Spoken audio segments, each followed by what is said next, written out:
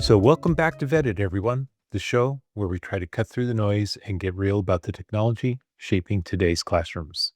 I'm your host, Mark Vetter. I'm a recovering junior high school teacher and principal, a tech director, and someone who spent a lifetime trying to improve student learning. And now I try to make digital learning actually work for our students and teachers. So, if you've ever wondered what's behind the tools, systems, and decisions that drive K 12 technology, well, you're in the right place.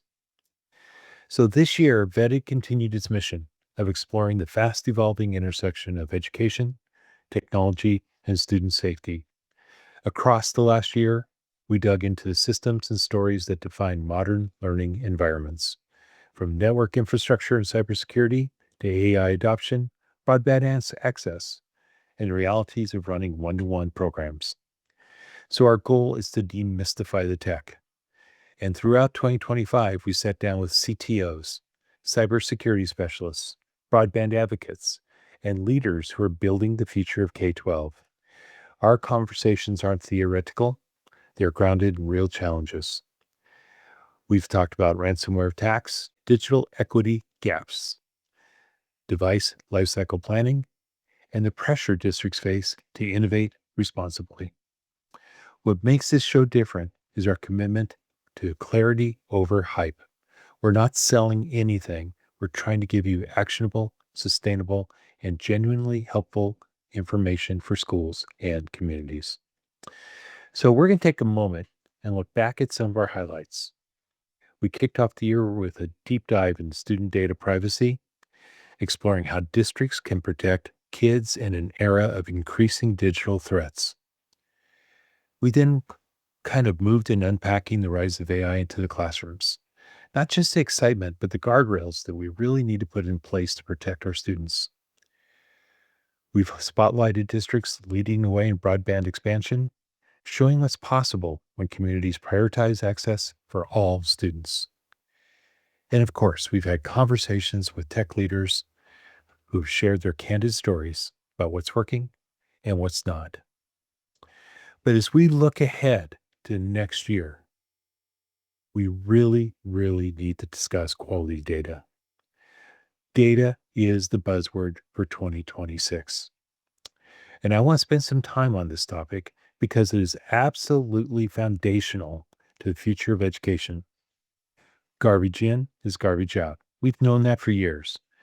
But specifically, what makes data useful? What makes it trustworthy? And what needs to change for AI to truly personalize learning for every student? So let's start with a very simple truth. Schools don't have a data problem. They have a data quality problem.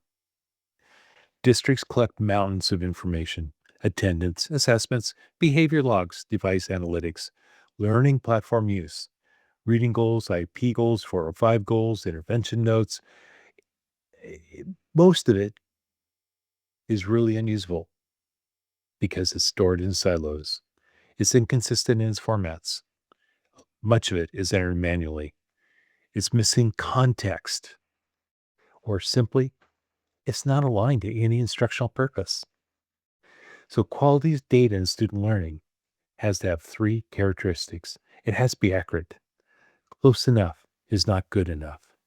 It can't be entered at the end of the week. Accurate data reflects what's actually happening in real time.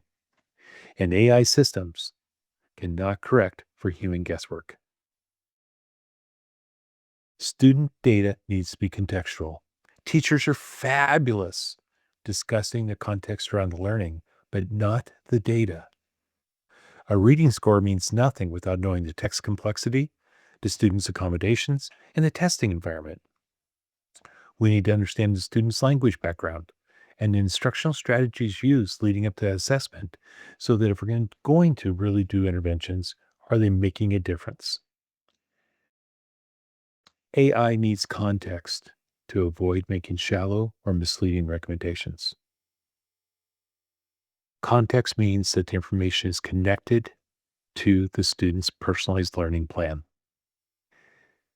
We must link assessment, attendance, engagement, learning preferences, pacing, teacher feedback, and student goals together in real time. Right now, most districts store these in separate systems that don't talk to each other.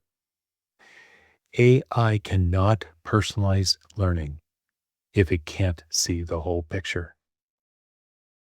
So, what must change in data storage for AI agents to work? If districts want AI agents to support our teachers, we're not trying to replace teachers, but support them in personalizing education. We need a major shift in how data is stored and accessed.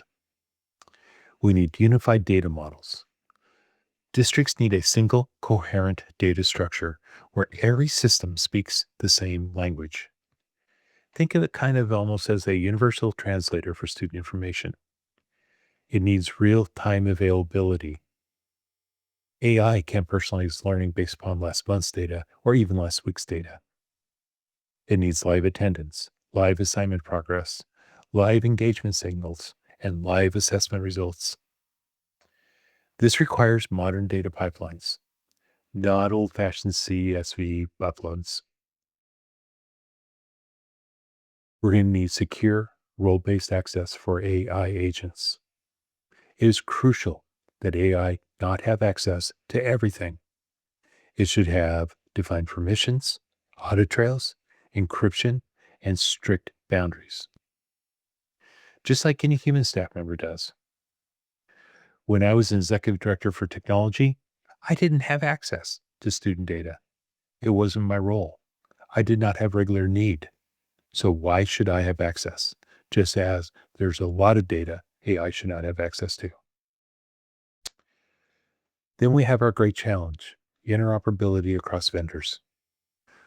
Right now, every ed tech vendor wants to be your hub. Every ed tech vendor wants to be the sole solution, but we need to have interoperability among every solution. As you're working through your contracts, the future requires that we have open standards, that we have shared APIs, and district-controlled data governance. AI will only be as smart as the systems it can connect to. So long term, our work for the next year, 3 years, for the next decade is long-term data stewardship. AI models are going to improve over time, but only if districts maintain clean, consistent historical data. This means districts need to eliminate duplicate records, standardize naming conventions, maintain longitudinal student profiles, and archiving data in formats that aren't going to break in 5 years. As a principal, I went back often and looked 3, 4, 5 years, trying to find consistent assessment data that I could track student learning with, and then to find the interventions that were needed for those individual students. It was backbreaking, unglorious work, but quite often it led to breakthroughs in helping individuals. So it's not fun. It is not cheap because of all the training that's going to have to take place. But having standardized data that's entered in a timely fashion is the work that we need to do. This is a bit like asking your child to clean their room. It might be great for a day or two, but then human nature takes over. Things get sloppy, and in the interest of time and effort, messes happen. This is the challenge for us with AI. We cannot allow our data to become sloppy. So as we wrap this up and we look to the future, I want to leave you with one thought. AI will not personalize learning because it's smart. It will personalize learning because districts did the hard work to prepare the data. Districts that thrive in the next decade will be the ones that treat data as an instructional asset, not a burden, that build unified data ecosystems, that maintain clean, contextual, longitudinal student records, and those that create secure pathways for AI to analyze, not own that information.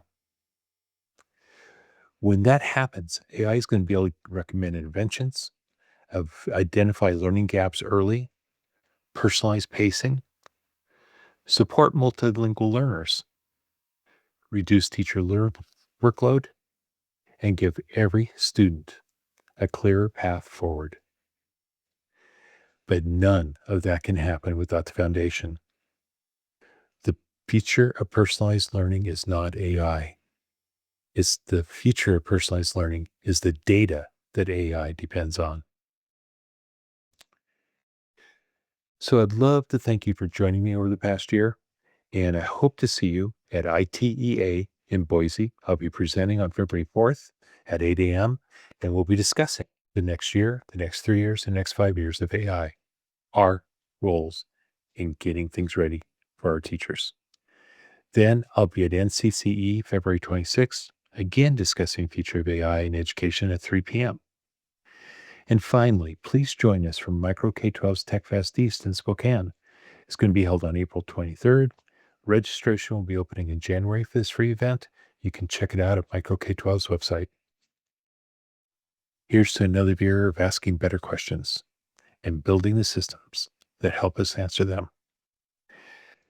Have a great day, everyone.